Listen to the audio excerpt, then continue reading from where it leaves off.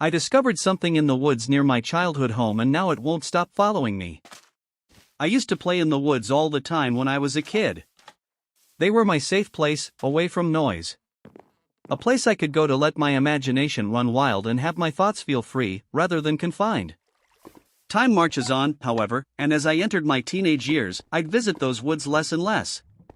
Pretty soon, what was once a place of serenity and childhood memories became nothing more than a memory itself. I just didn't have time for the forts anymore. Same with the roaming trips to the creek. I just grew up, I guess. It wasn't a painful departure, I must say.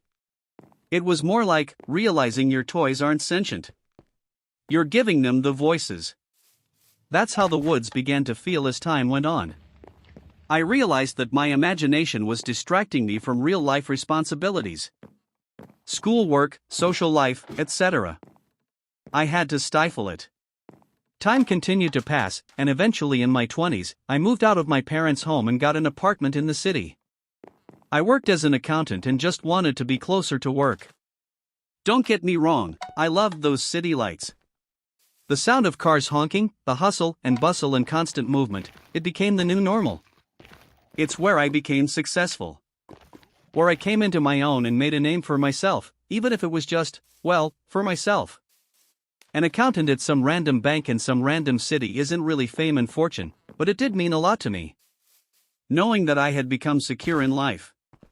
That's where I stayed for 10 years. In that apartment in the city. Alone.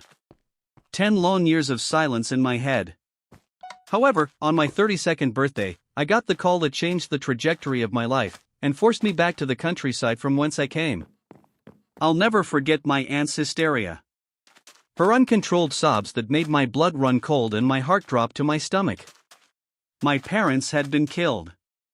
Brutally. And my aunt had discovered them.